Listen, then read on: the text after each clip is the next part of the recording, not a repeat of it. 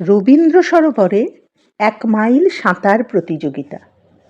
25 জন প্রতিযোগী, 22টি ছেলে ও 3টি মেয়ে। স্টার্টিং পয়েন্টে ভিড়, প্রতিযোগীরা তেল মাখায় ব্যস্ত। উদ্যোক্তা ঢাকুরিয়া স্পোর্টস ক্লাবের অনুরোধে ক্ষিতীশ প্রতিযোগিতার রেফারি অব দ্য কোর্স। সাঁতারুদের সঙ্গে সঙ্গে যাবে নৌকোয়। স্টার্টিং পয়েন্ট থেকে একটু এগিয়ে সে আর ভেলো নৌকোয় বসে। খিদ্দা, কে জিতবে বলো তো? সুবীরই মনে হচ্ছে। সুবীরের নামা অন্যায় হয়েছে। এইসব কম্পিটিশনে নামীদের থাকা উচিত নয়। ও তো ন্যাশনাল জুনিয়র রেকর্ড হোল্ড করছে। যা বলেছ, তবে বেশিরভাগই আনকোরা দেখছি। ভেলো সারি দিয়ে দাঁড়ানো সাঁতারুদের পর্যবেক্ষণ করতে করতে বলল, ওই লাল কস্টিউম পরা মেয়েটা কে বলো তো? কখনো তো দেখিনি। এত দূর থেকে ক্ষিতীশ পুরু লেন্সের মধ্য দিয়ে সাদা টুপি মাথায় লাল রঙে মোড়া তুষার ধবল একটি দেহ মাত্র দেখতে পেল। কে তা আমি জানবো কি করে? না, এমনিই বলছি। বালিগঞ্জ ক্লাবের ট্রেনার প্রণবেন্দু বিশ্বাসকে দেখলুম কিনা মেয়েটার সঙ্গে, খুব বড়লোক মনে হলো। ওই যে সবুজ মোটরটা, ওটায় করে এসে নামলো। সঙ্গে বাবা মাও যেন রয়েছে। তুই বড্ড বেশি দেখিস। না দেখে উপায় আছে, মোমের পুতুলের মতো চেহারা।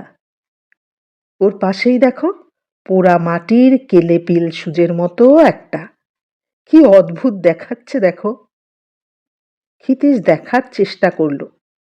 সেকেন্ড কয়েক তাকিয়ে থেকে তার মুখ থেকে বেরিয়ে এলো একটা শব্দ, কোনি। ঠিক তখনই স্টার্টারের বন্দুক গর্জে উঠল।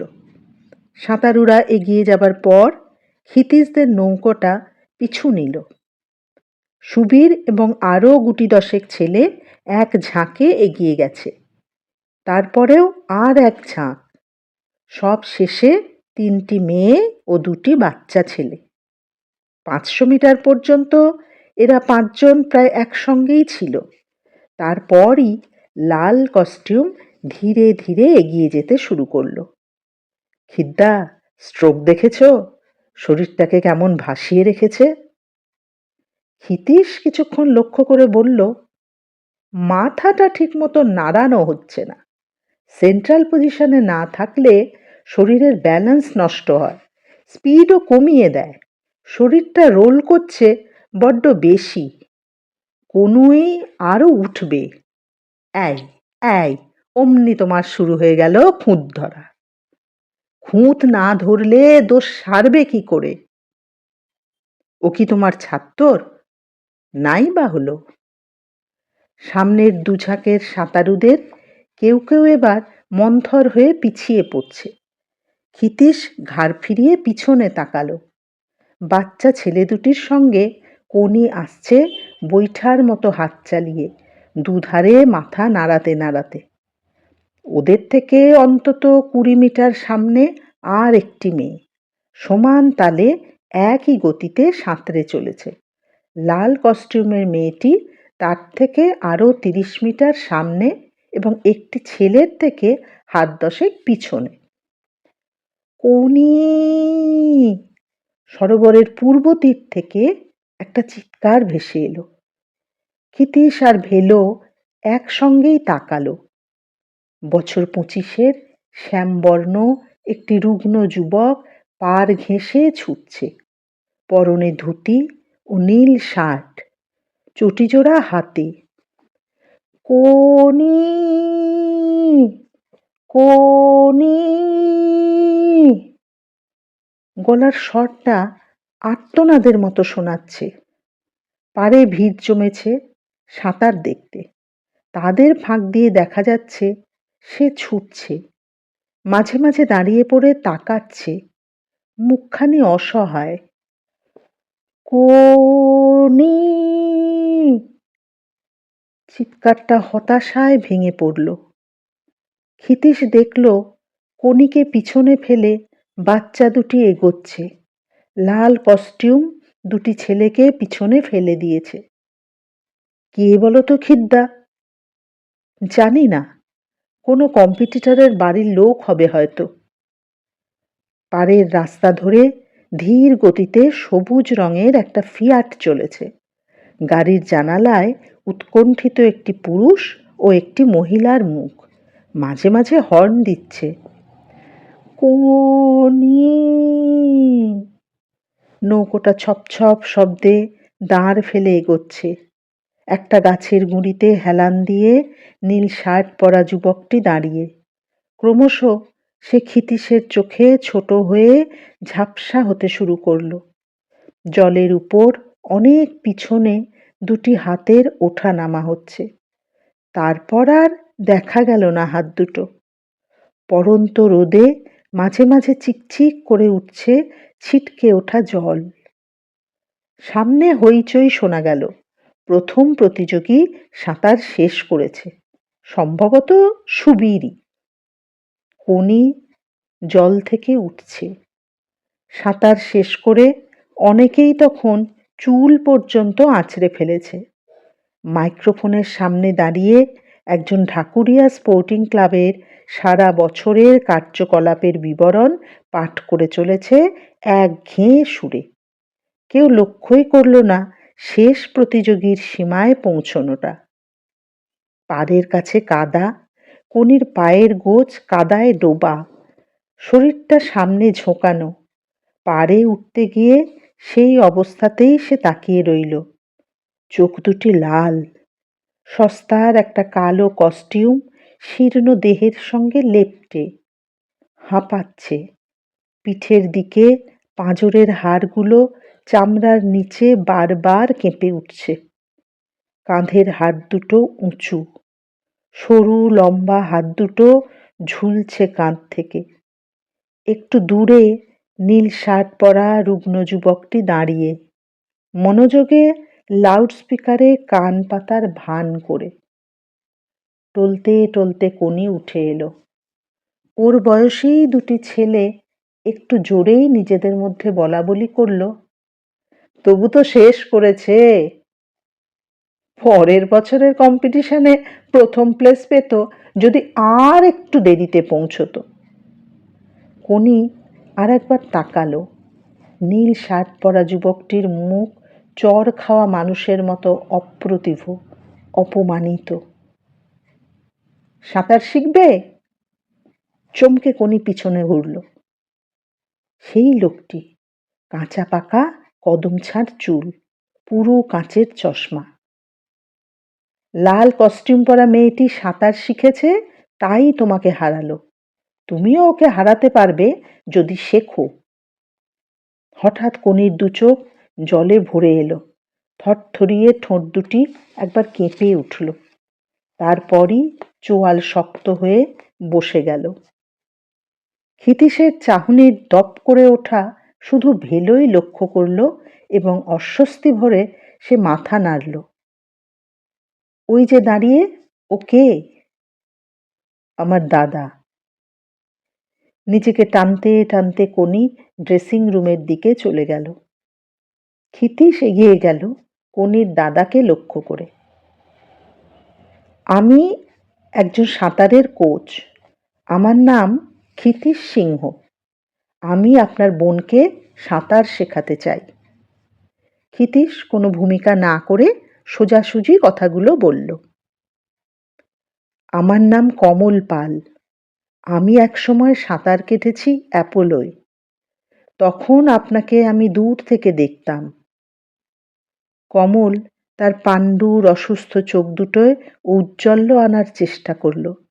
তারপর মাথা নাড়িয়ে বলল, আমরা খুবই গরিব, সাঁতার শেখবার পয়সা নেই। আমাকে পয়সা দিতে হবে না।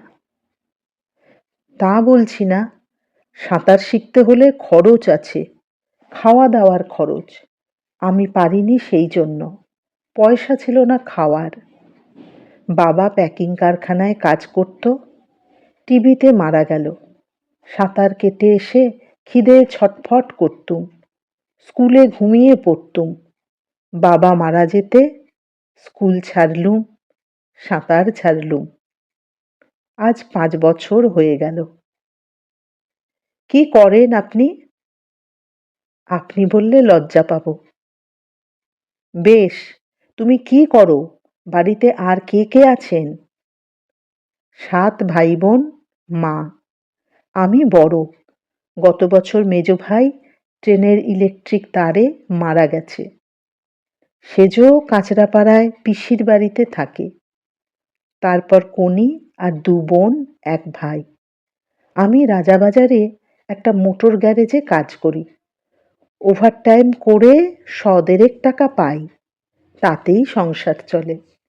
থাকি শ্যামপুকুরে বস্তিতে। কমল হাঁপিয়ে পড়ল এই কটি কথা বলেই। ভিতরে ভিতরে যেন উত্তেজিত হয়ে উঠেছে।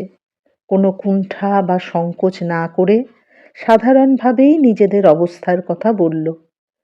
ওর হাঁপিয়ে ওঠার ধরনটা ক্ষিতীশের ভালো লাগলো না। ওর বাবা টিবিতে মারা গেছে এটা মনে পড়ে অস্বস্তি বোধ করল। নামকরা সাঁতারু হবার শখ আমার ছিল। কনিটাকে দেখতুম ছোট থেকেই ওর খেলাধুলোয় আগ্রহ। আমার ইচ্ছে করে ওকে কোনো একটা খেলায় দিই। গঙ্গায় সাঁতার কাটে শুনেছি, দেখিনি কখনো। দিনরাত টোটো করে শুনেছি ছেলেদের সঙ্গে। অনেকে অনেক কথা বলে আমাকে। আমি তো বাড়িতে ফিরি শুধু ঘুমোবার জন্য। কে কি করছে কিছুই জানি না। তবু মাথা গরম হয়ে উঠলে 2-4 ঘা লাগাই। এর বেশি ওদের জন্য আমি আর কিছু করতে পারি না।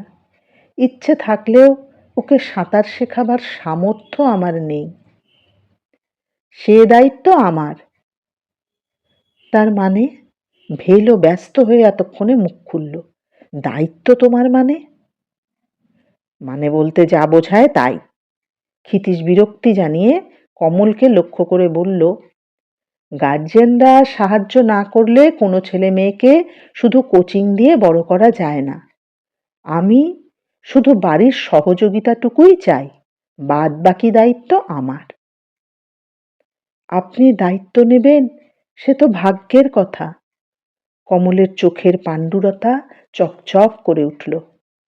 কিন্তু আমি 1 পয়সাও খরচ করতে পারবো না। ধার করে কালকেই 12 টাকা দিয়ে কস্টিউম কিনে দিয়েছি। খুবই বাজে জিনিস। কখনো ওর সাঁতার দেখিনি, এই প্রথম দেখলাম। কথা দিয়েছিল মেয়েদের মধ্যে প্রথম হবেই। দেখলেন তো কি হলো। ক্ষিতীশ ঘাড় নাড়ল। ভেলো বলল, স্ট্রেংথই নেই, অর্ধেকের পর আর টানতে পারছিল না। ওকে এখন খুব খাওয়াতে হবে, তাই না খিদ্দা? আমরা এখন চলি। ক্ষিতীশ পিছনে মুখ ঘুরিয়ে দেখল দূরে কনি দাঁড়িয়ে, ফ্রক পরে, কাঁধে প্লাস্টিকের ব্যাগ। আমার খুব ইচ্ছে ও সাঁতার শিখুক, বড় হোক, নাম করুক।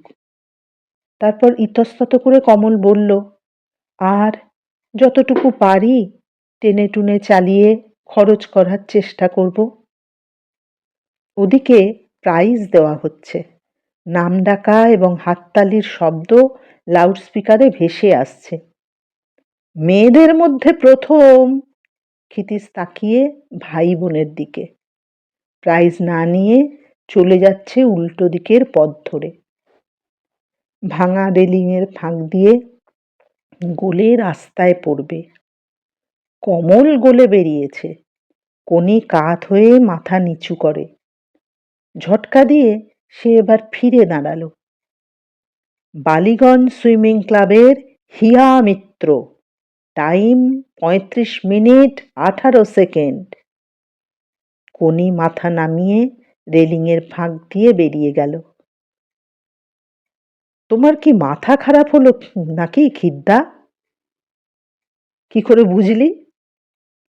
ওই পিল সুজমার্কা সিরিঙ্গে কেষ্ট তুলসীর মতো রং, খেতে পড়তে পায় না, ওকে তুমি সাঁতার শেখাবে, আবার দায়িত্বও নেবে? হ্যাঁ, তা না হলে কি শেখানো যায়? দায়িত্ব কথাটার মানে?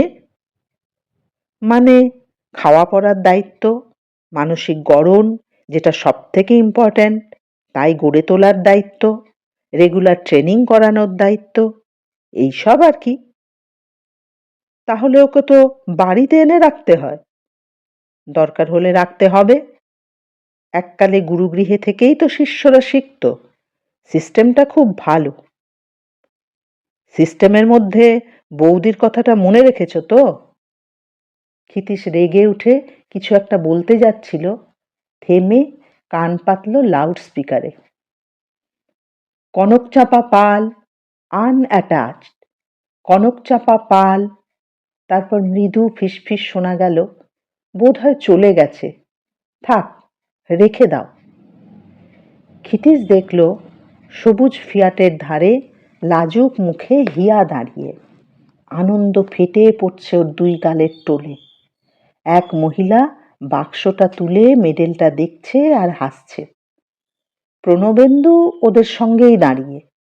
সুপুরুষ সুবেশ এক ভদ্রলোককে সে কি একটা বোঝাবার জন্য হাত পাড়ি দিয়ে বাটারফ্লাই স্ট্রোকের ভঙ্গি করল। সামনের বছর দেখা যাবে। নিজেকে উদ্দেশ্য করে আপন মনে ক্ষিতীশ বলল। কিছু বলছো খিদ্দা? ক্ষিতীশ জবাব দিল না। শেখাবে যে, জল কোথায়? জুপিটারে তুমি আর ট্রেনার নও, তাহলে মেয়েটাকে কোথায় নামিয়ে শেখাবে? অন্য ক্লাবে তোমায় যেতেই হবে। না, আমি জুপিটারেই ওকে শেখাবো। দেখি কে আমায় আটকায়। তার আগে আমাকে রোজগারে নামতে হবে রে ভেলো। এখন আমার টাকা চাই। বিষ্ণুধরের সঙ্গে দেখা করা দরকার।